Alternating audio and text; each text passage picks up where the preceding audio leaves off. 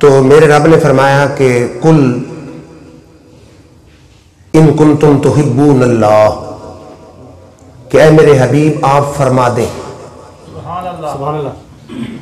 یہ بات قل کے بغیر بھی ہو سکتی تھی، یعنی ڈائریکٹ بات شروع ہو جاتی کہ ان کنتم تحبون اللہ، لیکن اکثر مقام پر میرے رب نے بات شروع کرتے ہوئے فرمایا قل، اے میرے حبیب آپ فرما دیں. سبحان اللہ. تو اس سے یہ واضح ہوتا ہے کہ میرا رب چاہتا ہے بات میری ہو، زبان میرے یاد کی. اور پھر اہل سنت کے امام شاہ احمد رضا خان نے بڑی حسین بات کی ہے.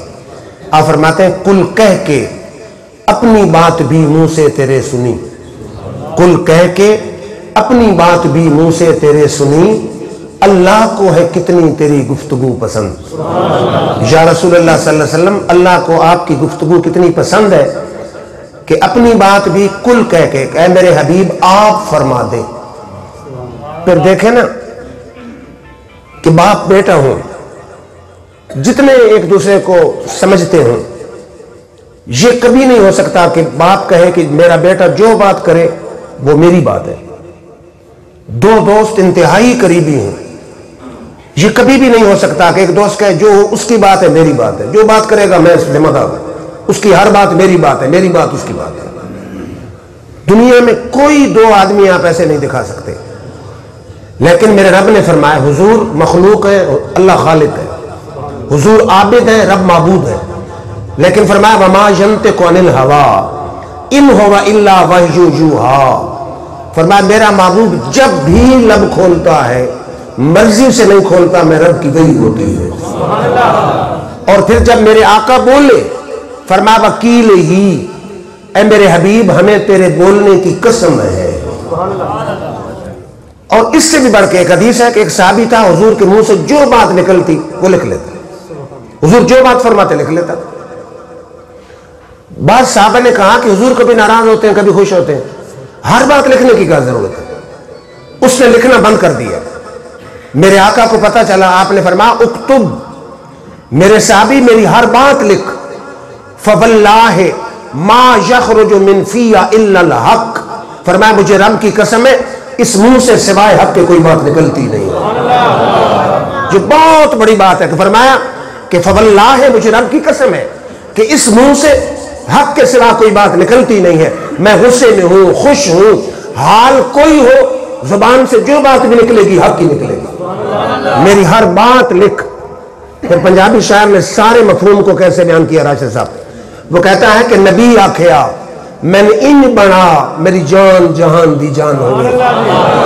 نبی آکھیا میں نے ان بنا میری جان جہان دی جان ہوگے، بھاویں میں بولا بھاویں تو بولے اسدوں دی ایک زبان ہوگی. تو اللہ نے فرمایا ان کنتم تحبون اللہ. دیکھیں کیسی عجیب بات ہے کہ اگر کوئی شخص میرے ساتھ اللہ کے ساتھ محبت کا دعویٰ کرتا ہے، اب دیکھیں نا آگے کیا ہونا چاہیے تھا کہ ہر وقت رب رب کرتا رہے. فرمایا اگر کوئی شخص میرے ساتھ محبت کا دعویٰ کرتا ہے، محب خدا کہلاتا ہے، فرمایا اس کا دعویٰ دجل ہے، جھوٹ ہے، فریب ہے، منافقت ہے. سچا کب ہے؟ کہ جب اس کے گلے میں میرے یار کی غلامی کا پٹا موجود ہو. محبت خدا کی بات ہے. محب خدا کون ہے؟ جو پہلے غلام مصطفیٰ ہے. فرمایا ان کنتم تحبون اللہ، اگر اللہ کے ساتھ محبت کا دعویٰ کرتے ہو تو دلیل بھی چاہیے. دلیل کیا؟ فرمایا تمہاری گردن میں میرے یار کی غلامی کا پٹا ہونا چاہیے. فرمایا جب پٹا آ گیا یحببکم اللہ، میں رب تمہیں اپنا محبوب بنا لوں گا. عرض کیا کر رہا تھا کہ آیت کا نچوڑ کیا ہے کہ کوئی محب خدا بننا چاہے شرط غلامی مصطفیٰ ہے، کوئی محبوب خدا بننا چاہے شرط پھر بھی غلامی مصطفیٰ ہے. تو علماء سمجھاتے ہیں کہ محب کا گھٹیا مقام، محبوب کا اعلیٰ مقام، دو چیزوں کی شرط ایک چیز کیسے ہو سکتی ہے؟ محب بنے تو غلامی مصطفیٰ، محبوب بننا چاہے تو غلامی مصطفیٰ. علماء کہتے ہیں کہ جب اس رستے پہ غلامی مصطفیٰ کی سڑک پہ پہلا قدم رکھتا ہے محب خدا بن جاتا ہے. جب اپنے آپ کو فنا فی الرسول کر لیتا ہے، کملی والے آقا کی ہر ادا اپنا لیتا ہے، رب فرماتا ہے بندے چلا تھا تو محب تھا، میں محبوب تھا، جب تو نے میرے یار کا ہر رنگ اپنا لیا ہے، اب معاملہ الٹ ہے، تو محب اور میں محبوب نہیں، تو بندہ ہو کے محبوب ہے، میں رب ہو کے محب بن گیا ہوں۔ یحببکم اللہ، اللہ تم سے محبت کرنے لگے گا، یعنی اللہ تمہیں محبوب بنا لے گا۔ پھر شاعر نے اس کا ترجمہ کیا کہ نہ عالموں سے نہ علم فلسفی سے ملتا ہے، نہ عالموں سے نہ علم فلسفی سے ملتا ہے، پتہ خدا کا خدا کے نبی سے ملتا ہے۔ ارے ان کو چھوڑ کے جنت جو جا سکو تو جاؤ، ارے وہ راستہ بھی ان کی گلی سے ملتا ہے۔ نعرہ تکبیر، نعرہ رسالت، جشن عید میلاد النبی، آستانہ عالیہ بندیال شریف۔ صرف ہم حضور کی اطاعت، پیروی، اتباع کے پابند نہیں، اللہ نے 1,24,000 انبیاء کو بھی پابند کر دیا ہے کہ اگر میرا یار تمہارے دور میں آ جائے، نبوت چھوڑ کے میرے یار کی غلامی اختیار کرنی پڑے گی، کلمہ بھی پڑھنا پڑے گا، دین کی مدد بھی کرنی پڑے گی، میرے یار کے دین کا سپاہی بھی بننا پڑے گا۔ دیکھیں نا کتنی عجیب بات ہے، آپ اسی بات پہ غور کریں کہ عالم ارواح ہے، میرے رب نے فرمایا جبریل 1,24,000 انبیاء کی روحوں کو بلاؤ، 1,24,000 انبیاء کی روحیں آ گئی۔ میرے رب نے فرمایا محبوب وہ وقت یاد کرو اذ اخذ اللہ میثاق النبیین لما آتیتکم من کتاب و حکمہ ثم جاءکم رسول مصدق لما معکم۔ محبوب وہ دور یاد کرو، وقت یاد کرو جب ہم نے سارے نبیوں سے وعدہ لیا تھا کہ تمہیں کتاب مل چکی ہو، حکمت مل چکی ہو، نبوت مل چکی ہو، میرا یار آ جائے تو کیا کرنا پڑے گا؟ فرمایا لَتُؤْمِنُنَّ بِهِ، نبوت چھوڑ کے میرے یار کا کلمہ پڑھنا پڑے گا، میرے یار کی غلامی اختیار کرنی پڑے گی۔ اب دیکھیں نا بڑی عجیب بات ہے، سارے پڑھے لکھے دوست ہیں، اب میں کہوں خرم صاحب راشد صاحب آئیں گے، آپ انہوں نے چائے پیش کرنی ہے، راشد صاحب نے آنا ہی نہ ہو تو کیسی عجیب بات ہے؟ جب آنا ہی نہیں تو وعدے کی کیا ضرورت ہے؟ میرے رب کو تو پتا تھا نا حضور نے نہیں آنا کسی کے دور میں، پھر وعدے کی کیا ضرورت ہے؟ اتنے معاہدے کی کیا ضرورت ہے؟ اتنی تاکیدوں کی کیا ضرورت ہے؟ جب اللہ نے فرمایا اقرارنا اقرار، تم اقرار کر لیا، انہیں قالوا اقرارنا، ہاں اقرار کر لیا، فرمایا فاشہدوا، ایک دوسرے پر گواہ بن جاؤ، بات ختم نہیں، فرمایا وَأَنَا مَعَكُم مِّنَ الشَّاهِدِينَ، میں بھی تمہارے ساتھ یار کی عظمت کا گواہ ہوں۔ اتنی لَتُؤْمِنُنَّ بِهِ، ضرور ایمان لانا پڑے گا، وَلَا تَنصُرُنَّ، ضرور مدد کرنی پڑے گی۔ اتنی تاکیدوں کی کیا ضرورت تھی؟ سوائے اس کے کوئی جواب ہی نہیں ہے، میرا رب عظمت مصطفیٰ انبیاء کو بتانا چاہتا ہے۔ آنا نہیں ہے، وعدہ کس لیے ہے؟ انبیاء کو پتا چل جائے کہ مقام محمد مصطفیٰ کیا ہے، کہ اگر آ جاتے ہمیں نبوت چھوڑ کے کملی والے آقا کا کلمہ پڑھنا پڑ جائے۔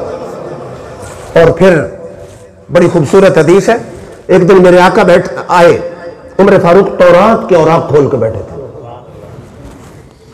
انہوں نے حضور صلی اللہ علیہ وسلم کے چہرے کو نہیں دیکھا، عمر فاروق نے، انہوں نے ویسے کہا یا رسول اللہ صلی اللہ علیہ وسلم تورات کے کتنے اچھے مسائل ہیں۔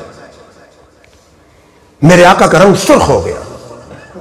علماء کہتے ہیں، مفسرین کہتے ہیں کہ حضور جب خوش ہوتے چہرہ ایسے چمکتا تھا جیسے چاند چمکتا ہے، اور جب ناراض ہوتے چہرے پر ایسے سرخی آ جاتی جیسے انار کا پانی کسی نے نچوڑ کے نا جوس کسی پر ڈال دیا، وہ چہرے پر انار کا جوس کسی نے ڈال، سرخ ہو گیا چہرہ۔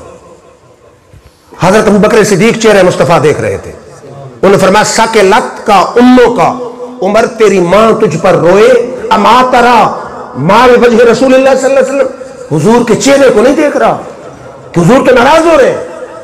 عمر فاروق نے جب دیکھا نا چہرہ مصطفیٰ تو کہتے ہیں اعوذ باللہ من غضب اللہ وغضب رسولہ، میں اللہ کے غضب سے پناہ مانگتا ہوں اور رسول کے غضب سے پناہ مانگتا ہوں۔ اب ناراض کون ہوا ہے؟ حضور پناہ کس سے مانگ رہے؟ اللہ کے غضب، اللہ تو ناراض ہوئی نہیں۔ عمر فاروق کو پتا تھا کہ آقا ناراض ہو گئے تو خدا خود ناراض ہو جائے گا۔ فرماتے ہیں اعوذ باللہ من غضب اللہ وغضب رسولہ، میں اللہ کی ناراضگی سے پناہ مانگتا ہوں اور کملی والے آقا کی ناراضگی سے پناہ مانگتا ہوں۔ اب میرے آقا بولے، فرمایا عمر تم تورات کی تعریفیں کر رہے ہو، لو بدا لکم موسیٰ، اگر موسیٰ کلیم اللہ خود آ جائے، فاتبعتموہ، ان کی تم پیروی کرو، وترکتمونی، مجھے چھوڑ دو، لضللتم عن سواء السبیل، تم گمراہ ہو جاؤ۔ تم تورات کی بات کر رہے ہو، اگر موسیٰ کلیم اللہ خود آ جائیں اور تم مجھے چھوڑ کے ان کی پیروی کرو، فرمایا تم گمراہ ہو جاؤ۔ فرمایا لو کان موسیٰ حیا الیوم، اگر آج موسیٰ کلیم اللہ زندہ ہوتے ماں واسعہ الا اتباعی، موسیٰ علیہ السلام کو میری پیروی کے بغیر کوئی چارہ ہی نہ ملتا ہو۔ کتنی بات ہے۔ فرمایا تم تو تورات کی بات کرتے ہو، صاحب تورات موسیٰ کلیم اللہ آ جائیں تو انہیں بھی میری غلامی اختیار کرنی پڑے گی۔